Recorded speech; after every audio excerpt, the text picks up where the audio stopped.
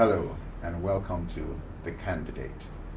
This is our program where we invite candidates who are running for office in the 2019 general elections to come and talk to you and tell you, the audience, what they have in store if they are elected into office. The general elections are fast approaching, and in about 3 weeks, we will begin to see more action, more activity, and it will be the actual date where we'll all have to go thumbprint in the first instance, and then await the next election in March. Today with me in the studio, I have Mr.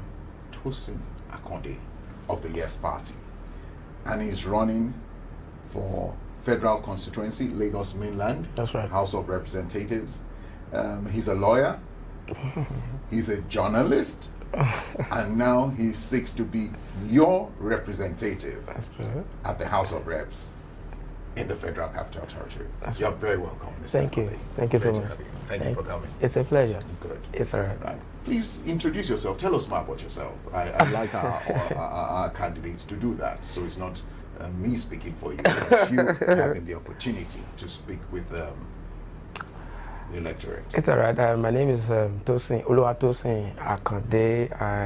As you have rightly said, I'm both a lawyer and a journalist, and all my work experience has been in the parliaments at both federal and state levels.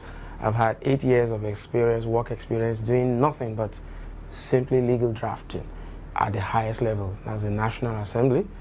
And recently, I've had about 4 years stint at the Lagos State House of Assembly doing nothing but legal drafting. So I'm 100% sold out to drafting to laws that will improve the lot of the people.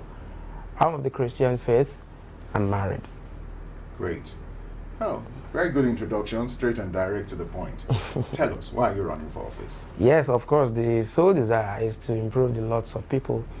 I've since found out that leadership is a thrust, and especially for those on whose laps it is, placed by natural circumstances. Without sounding immodest, I see myself as one of such people, and the nudge has always been there to represent the people. Right from my teenage years, I've since discovered that there's this inclination in me to press or advocate for what is good, to advocate for rights of persons, of young persons, especially children, because I believe that indeed, regardless of what Nigerian political class have done to young people, truly the youths are still the leaders of tomorrow. Whether you make them your leader when the tomorrow comes is a different cup of tea. But in real sense, and as a fact, young people will continue to be the leaders of tomorrow. So that desire to churn out nice ideas, to churn out nice things, to trailblaze for everybody to follow, is always been inside of me, and I insist again without sounding immodest. So I need to go and do stuff. If I've had 12 years in total of legal drafting work experience, and I think the Nigerian laws are not yet up to standard in my humble opinion, then why not get there? Like Chief M.K. Abiola said several years back, he said, "You cannot barb my hair in my absence. I need to be there for you to barb my hair." So if I continue to do what some critics will say, armchair sloganry, it's not going to improve the lots of the people that I want to represent. But as well, the people who I seek to represent must also be ready to identify with me, to support me, endorse my aspirations, and go all out to ensure that the dream is actually achieved in the end. Well, put it this way. Lagos is a very complex state. Lagos is a very complex society. That's right. Lagos is Nigeria's breadbasket, the commercial nerve center, I agree with you. the economic hub, That's true. 5th largest economy in True. Africa. True. And Lagos mainland by itself That's right. is very complex. Very, very. It has a current member That's right. at the House. Correct. 2 things I would ask you. Okay. What makes you think you're a better candidate than the current And what changes, what dynamic things would you do that will make the people want to vote for you and not the current candidate? Okay, let me start with the latter question. I'm going to the first one because I need to be very careful. I vowed, because I came out of the APC stock, I had my political, I cut my political teeth within the AC and then the ACN and now the APC. So I need to be very, very careful. I promised on the very first day I declared that I will not do any kind of calumny campaign against any of these personnel, okay? So in answering that first question, I'll be circumspect. So let me go on to the second one first. What dynamic things do I have to offer? For example, if you see my electoral promises, my manifesto, my blueprint, I mean, the fact speaks for itself, as they say in courts. I have come out to say the first thing I'll do if elected, within 28 days of commencement of legislative work, I'm going to move a motion that seeks to address or readdress. I'm going to revisit the issue of the 37 LCDAs, which was pioneered by the erstwhile government of Asiwaju Bola Ahmed Tinubu. Of course, you remember in 2003, it got to the Supreme Court. And the Supreme Court came out with a landmark decision where it said it's inchoate. The word inchoate does not in any way align with illegal. And that's why it's a little bit disturbing for me that since 2003 up to now, we've had about 15 years, 16 now, and we've had several tenures of the National Assembly that have come and gone, and another one is about to end. None of these guys has deemed it fit to go back to that issue because it's an issue that, like you said, is good for Lagos. It's a Lagos-centric thing. At the moment, funds from the federal allocation are coming to 20 local governments and not the 57. So there is, at the moment, a serious and an ugly strain on the economy of the state of Lagos. All right, the only way to redress it is to go to the National Assembly and provoke the members of the National Assembly by lobbying. Because a lot of people don't have the full gist of what it takes to be a federal lawmaker, a parliamentarian. Lobbying is at the heart of it. You don't go intimidating them because you're educated. At times you have to come down to the level of the other guys in the north and seek their understanding. Make them tolerate you. Get into their hearts to embrace and the successful passage of the motion I'm talking about. We need to go back to that issue. It wasn't illegal, indeed, as the Supreme Court has decided way back 2003. We have to revisit it. At the moment, Lagos is being shortchanged in terms of allocations and funds that is coming from the federal government. So that is one issue that, in my humble opinion, should make everyone, is dynamic enough, should make everyone in Lagos Mainland, because it's not even going to be a benefit for Lagos Mainland, it's the entire Lagos state. So my aspirations is an all-embracing aspiration. It's pan-human, it's pan-humanitarian. I am not just restricted to Lagos Mainland because I understand very well that when elected into office, I'll be making laws for the entire federation. I'll be representing the Lagos Mainland directly, but indirectly, the entire federation is my oyster for me to perform. So that's one. Then the other question, I wouldn't want to forget it, that's what makes me think I'm better. Those who are there now, I consider them as my seniors. And you see, in football, there's no aspect of life from which you can't draw knowledge. In football, when a football player scores a goal against his former club, you will notice he refuses to jubilate. He wants to show respect to that other team. All right, so I wouldn't want to say I'm better, but I'll quickly add that it's not that those guys have not done enough. They have done their best. What we are only asking for is that they give us a chance to do what we think is our best. And I'm sure the prayer of every good father or senior one or good mother is that the products, offsprings that we are producing get farther in life than us. So one thing I can guarantee is that I'll raise the level of governance to another dimension. That doesn't mean I want to lay claim to being better than these people. I have a lot of respect for them. Well, I will still touch on that. But for the time being, however, we'll come back to you. It's all right. And we'll just go on a quick break for our sponsors. It's okay. Thank you. Let me take you on a journey through a place that will change your life. A place that has the power to change your mindset, to transform you from the ordinary to the extraordinary, to educate you. A place that sustains you, brings you great gain, eases your pain, makes you want to stop, gasp, and press play. Because while you need the moment to grasp is all around us, you never want to stop experiencing it. A place that grows and is still growing, entertains and still entertaining, constantly fighting for its own. A place that secures you, moves you, lights up your world and takes you to the world. A place that never sleeps, that feeds you, guides you, excites you, suits you, activates you, and yet find a way to relax you. A place that is fast moving from a metropolis into a 21st century cosmopolitan megacity with ever-growing infrastructure. And while this beautifies this place, its true beauty is in its people, their culture, and a leader determined to take them to the future. Let me take you on a journey through Lagos.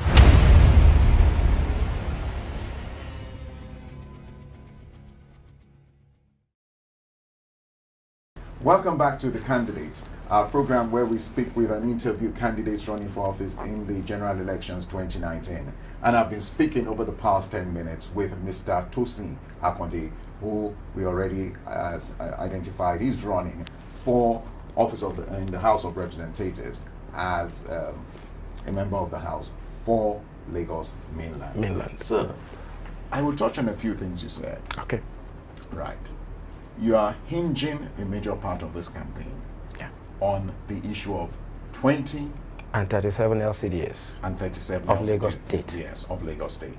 And the fact that obviously the allocation, that is federal allocation, is for the recognized 20. That's right. And then thereafter split into the 37, so to speak. Yeah. So it is. And that it will be better off if the state actually has the 57 local governments. Constitutionally so we are recognized. going in there, and that will be a major part of what you intend a primary to factor achieve. for And me. you're wondering why people have not done that. Yeah. You also identify the fact that networking is great and will be required to achieve that. Good. But something must be clear, Okay. which is, if you are not a better candidate, That's right. why would people vote for you? I'm just trying to be cautious. I'll prefer that the people declare me a better candidate than me trying to be self-righteous. Let the results, let our blueprints, let our manifestos speak for us. Let them speak glaringly for us. I don't want to say I'm better than the other guy. I don't want to be self-righteous. Let the people, when they hear us, that's why I'm of the opinion that I call this concept, I call it the poster war. That's not what we should be doing now. In this age and time, we should be talking about intellectually driven wars towards government and public offices. The war should be intellectually driven. It should be issues driven. It should be issues based. It should be all about issues and not about posters. Everywhere you see posters, we don't want to see your faces. We want to understand the contents of your heart, what you want to do. How sync are you? How in sync are you with the people? How in touch are you with the realities on ground? How close, how well do you love these people genuinely and truly? That's the hallmark of leadership. And that's why I'm saying, except you have a debate of fora such as this, going into that elections, well, I've done 10,000 posters, and that is okay for me. It's by all standards, it's all right. But I mean, I'm dwarfing on that. I want those of us who are running to come together at fora such as this and let everyone on earth the contents of his heart for the people. Without compassion, a leader or leadership is nothing to write home about. Genuinely, I know I'm attracted to the cause of the ordinary Nigerian. I love the people, and that's why I'm bringing populist and people-friendly programs on board. And in addition to the 37 LCDAs issue, I've also singled out a very serious and national agenda.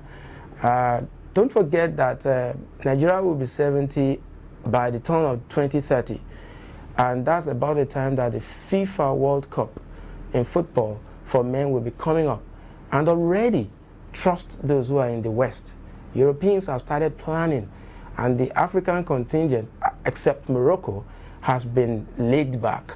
And I am of the personal opinion that my country indeed is a great nation. We can host this tournament. We hosted the entire Africa in 1980 successfully. We hosted the world at a junior level in 1999 successfully. By now, the average Nigerian, I'm sure, is willing and ready to host the entire globe once again at the topmost and the highest level. And that's why I'm saying that Nigeria should put in its heart in the ring towards hosting the 2030 World Cup. Uruguay and Argentina have submitted a joint bid, but they are countries of no better standing, I can tell you, than Nigeria at the moment. It's just for the unseriousness of our leadership. When Nigeria sneezes, the entire global race should catch cold. Let me take you on that. I want to bring this down. Okay. I'm very, as you well know, I already shared with you, I'm very Lagos-centric. Good. It's who I am, and I need us to come back to Lagos mainland. Good. And quite laudable, thinking of it from a national perspective, because you are at the House of It's going to be a Representatives federal thing. And it's a federal, but you're going there to represent Lagos. The Lagos mainland people. And the Lagos mainland people. Again, the challenges. What major challenge confronting Lagos mainland, what legislative requirement would you bring up that will impact the lives of individuals and communities in Lagos mainland? It's okay. If elected into office. It's all right. If you could just let us know that. Okay, I'll be very quick about that. Nigerians need to be educated that there are urban centers and there are rural centers that make up the entity called Federal Republic of Nigeria, that make up the entity called the Lagos State Government of Nigeria. All right, mainland federal constituency happens to be one of those that is privileged to be described as urban. Okay, so we wouldn't have much of infrastructural challenges except to maintain what has been on ground. I'm talking about infrastructures that were left even by colonial governments that need to be upgraded and maintained. Creating new ones, fine, is good, and that's what the constituency projects will be used for, to create new ones, maintain the already existing ones. Some of them have not been maintained in donkey years. Okay, but apart from infrastructure, there are intellectual things too that one needs to put in place. Nigeria as a whole requires a lot of mental reorientation. The way our people do things, the way certain sectors of Nigeria handles things. I'll give you an instance. The Nigerian Nollywood, the Yoruba segment, for instance, I have an angst with the producers. When you say you are doing a Yoruba movie and you are seeing 10 minutes of dialogue line in English language medium, that's doing a disservice to the culture of the Yoruba people. If you want to promote Yoruba things, as they say in England, you don't carry coal to Newcastle. All right. So already, if you are speaking English language with the Englishman, you are not promoting your own language. But if you speak in your language to him, and then he says, "I've never heard that before," and you translate for him, that is when you are promoting your language. It's not a bad idea if the white man begins to speak Yoruba fluently. It's not a bad idea at all. I remember in the 60s, it was Field Marshal Idi Amin who came out from the United Nations General Assembly meeting in New York and was, of course, accosted by the paparazzis, the foreign press. And he refused to speak to them in English language. He chose his native medium, Lingala. He spoke to them in his native dialect. And then they said, "What are you saying? What are you saying?" He said, "Go and find out the meaning." We need a kind of revolution. Not everything about Africa is entirely bad as the West will try to portray. We need a revolution. Our media theory should be a revolutionary one and not the mutatis mutandis kind of thing we're doing at the moment. It's been great talking to you. And with this closing remarks, or with your last remarks, we're Ibile. Oh, good. Ibile. Good. TV. Good. Obviously different in terms of, whilst the word means traditional, it also represents the 5 original divisions of Lagos State. Ikeja, Badagry, Ikorodu, Lagos, and Ekpe. And so we are TV for Lagos. Good. But in that vein, do you have a few words for those of us who might be listening to you and who would like you to hear you now finally address them in Yoruba? So that you can, since you have spoken vehemently about the need for us to promote our language. That's right. Across the globe. Okay. Ẹ kú dédé ìwòyí ẹ̀yin èèyàn mi. Orúkọ tèmi ni Amòfin Oluwatosin Akande.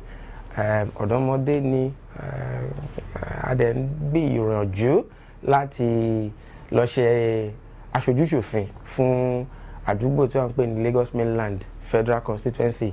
Ní agbára lọ pẹ̀lú àtìlẹ́yìn ogun ọ̀run àti ẹ̀yin èèyàn á ṣeé ṣe fún wa. Bí kò dẹ̀ ṣeé ṣe náà tọ́lọ́run bá sọ pé gbà míì àfipá wọ́wọ́ àfipá wá ipò. Ìrọ̀rùn ní gbogbo nǹkan tá a bá ṣe ló máa bá dé. Gbogbo àdáwọ́lé wa á yọrí sí rere. Túbọ̀ máa gbàdúrà fún èmi ọmọ yín, kẹ̀dẹ̀ máa gbàdúrà fún Ìbílẹ̀ TV. Wọ́n ń ṣe bẹ̀bẹ̀. Ẹ ṣeun, mo dúpẹ́. Adúpẹ́, and to you, the audience, èmi náà dúpẹ́ lọ́wọ́ yín. Thank you very much for watching. Thank you very much, Mr. Tosin. It's a pleasure. It's been a pleasure having you on The Candidate. Thank you. And I wish you the very best. Thank you. As we approach the final stage of the general elections of 2019. Thank you in very Nigeria. much. Thank you. Have a wonderful afternoon. And you too. Thanks.